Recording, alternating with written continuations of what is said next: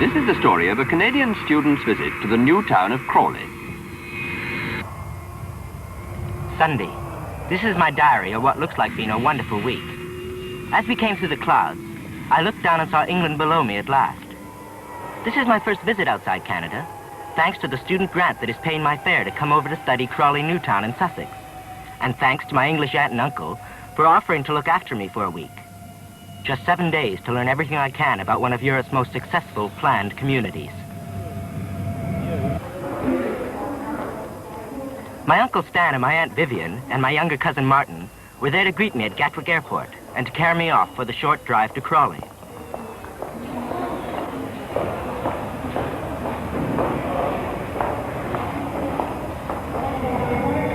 My professor back home at the university had told me that a student of town planning like me could learn a great deal from Crawley. I knew, of course, that the British government had created 8 new towns in a ring 20 to 30 miles around London to help solve the housing shortage after the war. To do this, the government had appointed a development corporation for each of the new towns. During the drive to their home, Uncle Stan and Aunt Vivian told me how they had lived in Crawley since his employers had decided to move out from central London nearly 20 years ago. They had never regretted the change from their previous cramped apartment to a decent house with a garden of their own.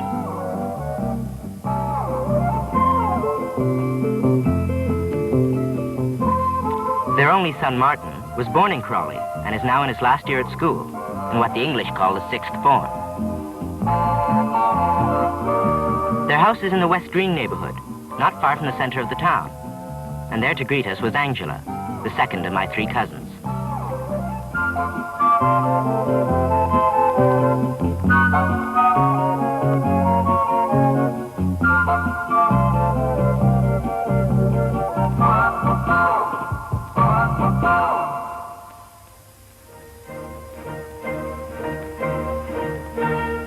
Monday morning. Armed with a letter of introduction from my professor, I went straight to the impressive new town hall and asked for the planning department. It seemed that they were accustomed to receiving visitors who came to study the town.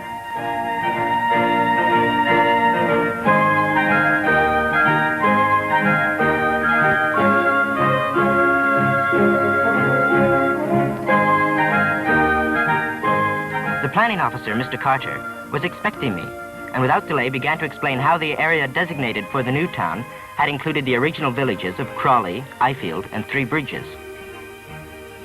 The London to Brighton Road and the pre-war Crawley bypass, the London to Brighton Railroad and the Mid-Sussex Railway all ran through the area and provided natural dividing lines for the 9 square miles of the new town.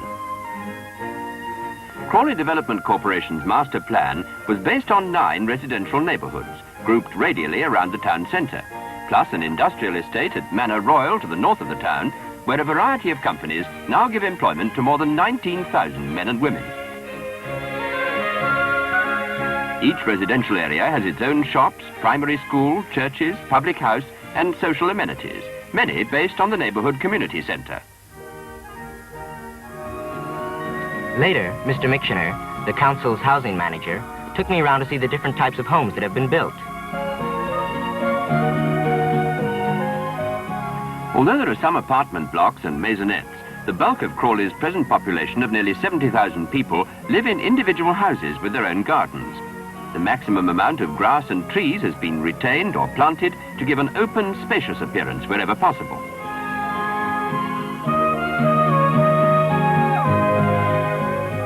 Detached, semi-detached and townhouses are mixed together. There are no less than 265 different types of dwelling available for rent and for sale.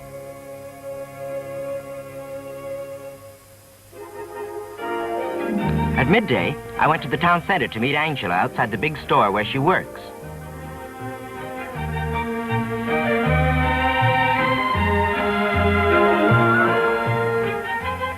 She walked me around the bustling streets full of mothers and children. This looks like a young town. Most of the major British retail groups have come to recognize Crawley's prosperity, and in the shopping centre, there's as great a variety of shops and stores as you could expect to find in a much larger town. Indeed, some of the multiple and chain stores that at first were doubtful of the sales potential of Crawley have revised their views and acquired more floor space to meet the growing demand.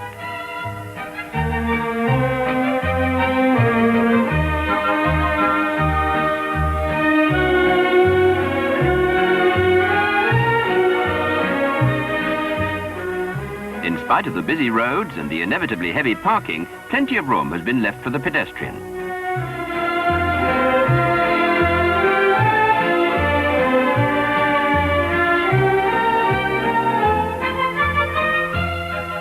The elegant Queen Square, with its extensive paved area and attractive planting, provides a decorative focal point at the centre of the town. Literally a few yards away is the original High Street, with its characterful old buildings and a real English coaching inn, hundreds of years old, famous ever since Crawley was a stopping place on the coach run from London to Brighton.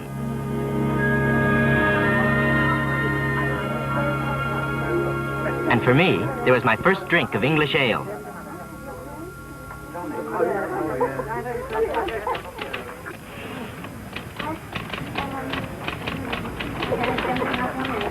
After lunch, I went to that invaluable source of local information, one of the town's 2 weekly newspapers.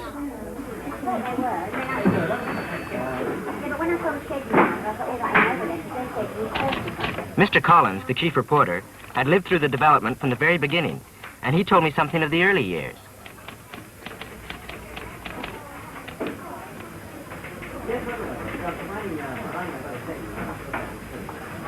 Not everyone had welcomed the proposed transformation of the quiet little town.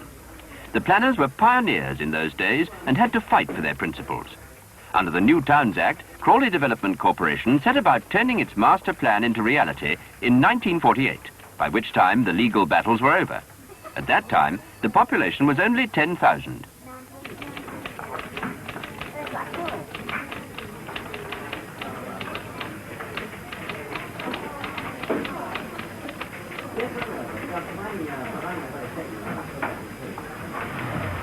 On the way back to Uncle Stan's place, I looked in at the fire station to watch a practice drill. Crawley's fire services are provided by the West Sussex County Council.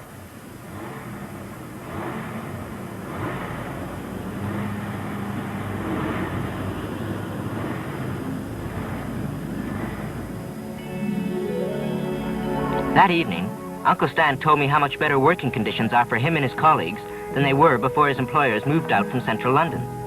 His firm were among the first to come to the Manor Royal Industrial Estate, which was opened in 1950. The industrial estate is close to the railway goods yard and is placed so that heavy road traffic going to and from London doesn't have to pass through the town.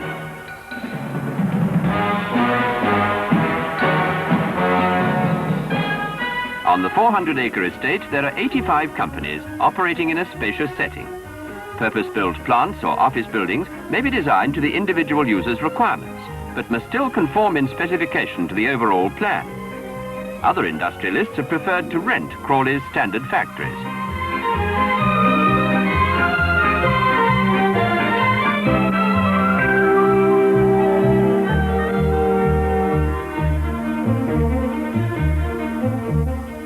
There's a great variety of industry at Manor Royal. In addition to a number of light engineering plants, there are operations as different as pharmaceuticals, electronics, aircraft flight simulators, and costume jewelry. And there's ample work for women as well as men.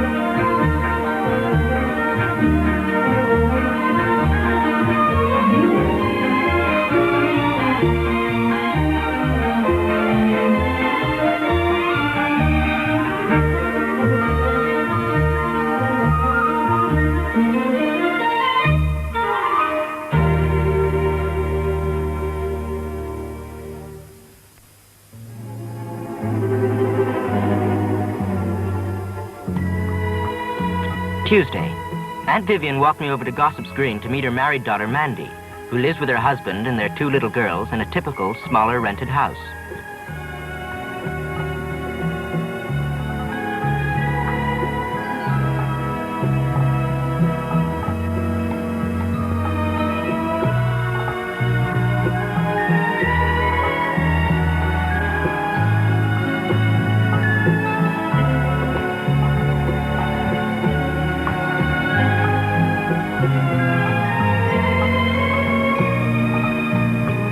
Mandy told me that the present policy in the town is to encourage more ownership of previously rented homes.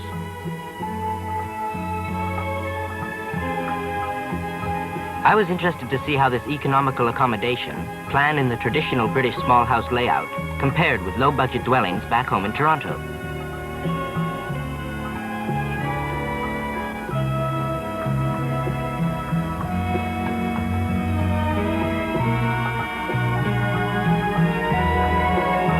Within easy walking distance, even for the kids, is the neighborhood shopping center, with all the basic shops necessary for day-to-day requirements. The town center, with its larger stores, is only a few minutes away by bus.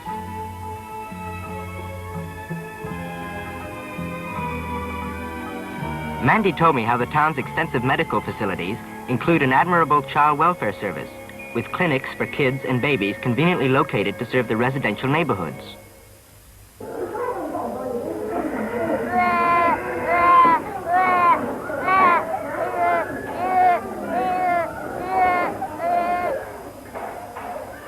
Mandy also leads one of the town's 10 preschool playgroups to help other young mothers who have to leave their children while they go out to work.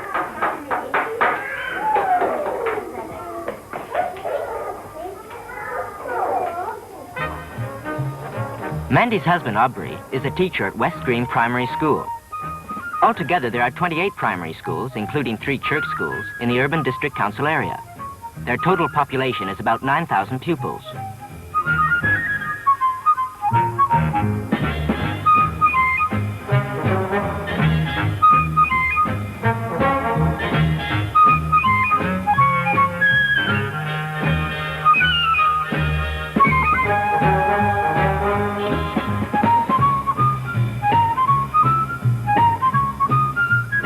On Tuesday afternoon, I went over to Three Bridges to meet Cousin Martin at Hazelwick School.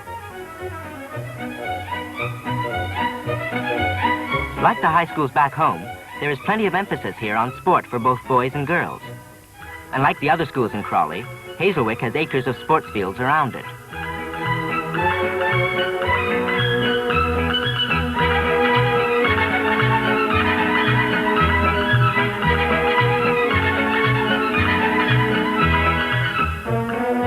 Mr. Moore, the deputy headmaster, kindly offered to show me around so that I could see the excellent modern buildings and equipment, starting with a truly magnificent library.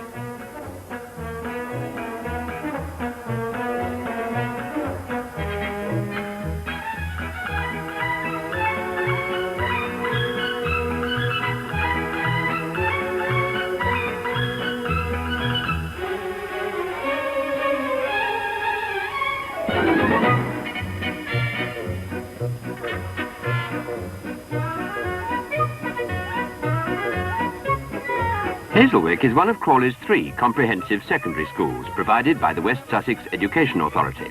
There are also Roman Catholic and Church of England secondary schools.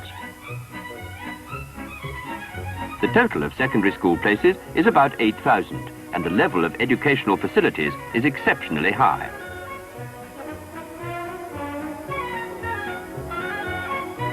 From the earliest days of the Crawley development, the County Education Authority gave high priority to the building of new schools.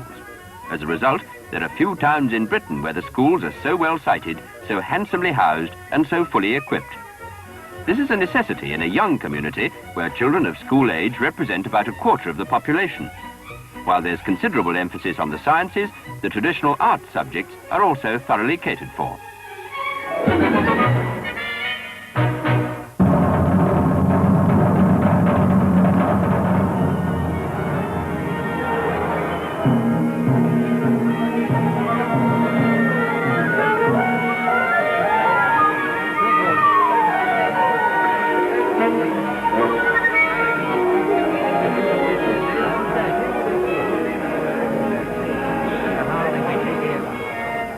As we walked back, Martin told me about the provision for further education, in which he will soon be participating.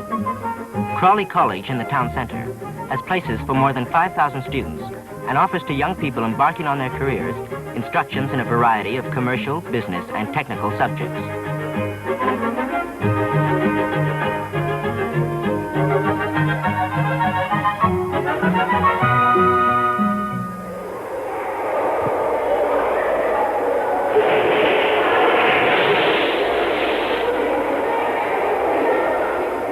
Around tea time, Martin and I met Angela at the town's new swimming pool.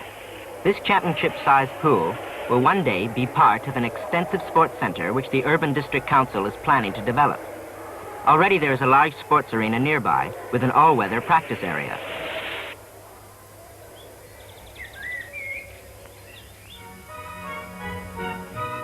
Wednesday morning. I had an appointment to see Mr. Tregel, Chief Executive and Clerk of the Council, for a brief talk about the future of Crawley. In 1956, Crawley became an urban district, and the new council took over responsibility for local government services. Development of the town continued until 1962, when Crawley Development Corporation was wound up, having largely completed the building proposed in its master plan. Its assets were transferred to a new government-appointed agency, the Commission for the New Towns, which still owns and manages most of the property in the town. Crawley's population is expected to rise by natural growth alone to about 85,000 in the 1980s. The planning authorities are now studying potential growth to meet the needs of expanding industry and the development of Gatwick Airport.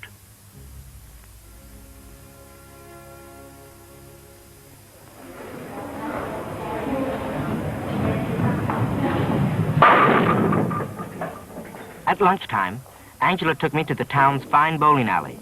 To my surprise, she beat me soundly at a game that I had always considered to be a North American speciality.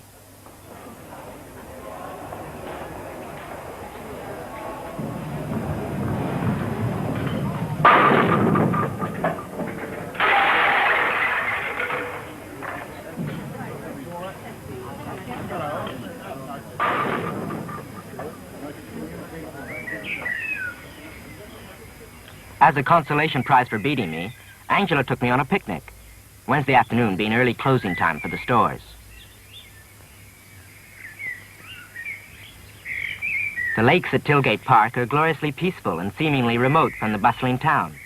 But in fact, they're only a little over a mile from the center.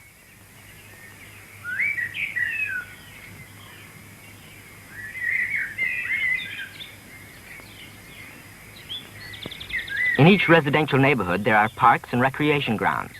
And I learned that the council's parks department looks after a total area of nearly 600 acres of open spaces.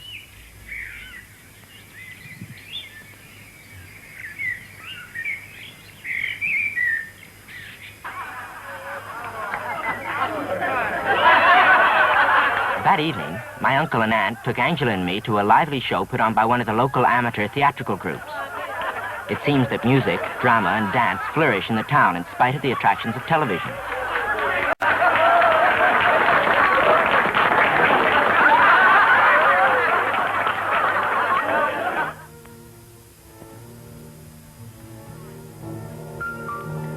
After the show, we all went for a drink in one of the smart new pubs that have been built as part of the individual social amenities of each neighborhood.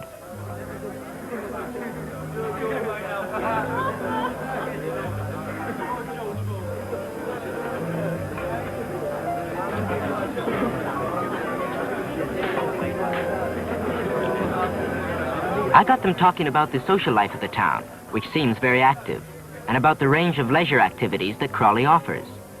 They each have their own spare time hobbies and interests, but the variety available to them truly amazed me. From flower arrangement to football, from the most popular sports and pastimes to the most specialized, there seems to be an association, or group, or a club in Crawley to cater for it.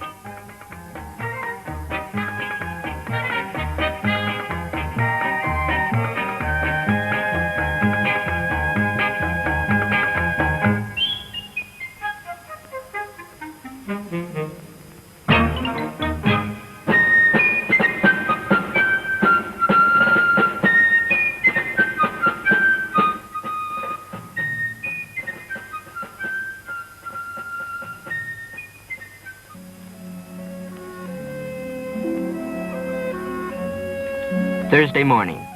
Mr. Mixioner, the housing manager, took me along to see some examples of the purpose-built accommodation for old people that the council provides, and to chat with some of Crawley's senior citizens. Crawley is still essentially a young town. The average age of the present population is under 30, and nearly one-third of the total are under 20. Yet, like every other town in Britain, Crawley must provide for the growth in the number of elderly people that is taking place in line with the national pattern.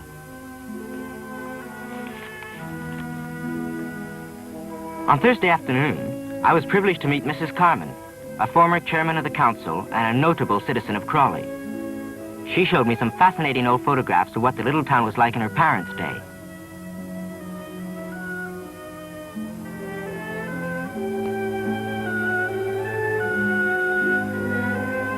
Even today, the countryside is right at hand, and many of the most picturesque old buildings and rustic vistas have been carefully preserved, as Angela showed me later that afternoon.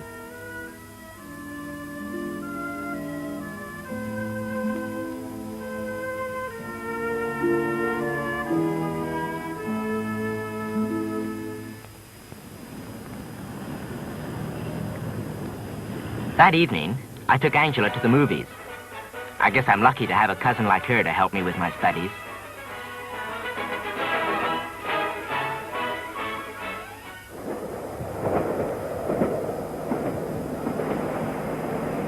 Friday morning, and my last full day for study.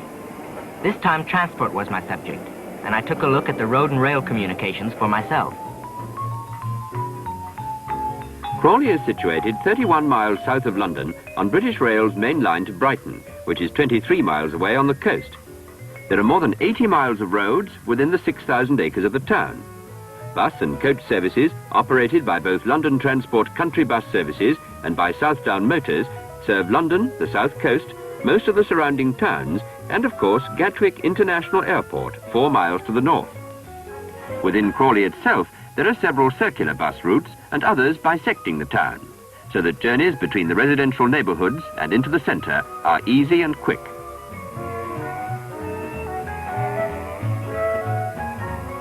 In a prosperous society like Crawley, car ownership is on the increase, and in common with most other places, the town is tackling a parking problem. Later that day, I looked in at the council architect's office to see the model of the sports hall, which is to be built near the swimming pool on the site of the 12-acre sports centre near the heart of the town. I learned also about the pattern for controlled future development and how land is released for new residential or industrial building only within limits of planning control.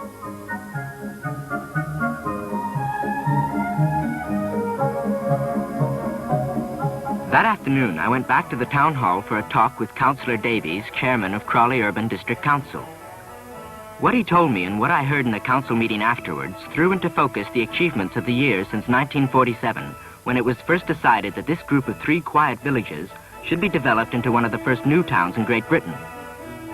Clearly, all new towns provide a desirable alternative to the increasing congestion and continuing outward spread of our crowded cities. But Crawley has done much more than that. Not only has a pleasing planned environment been created in which all may live and work in comfort, but the town has developed a warm character and personality of its own. Here is no sterile pattern for living regardless of human values.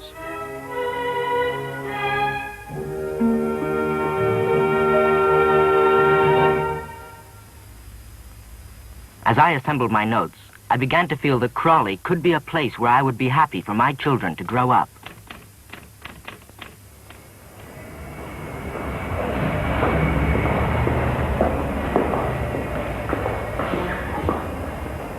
Saturday.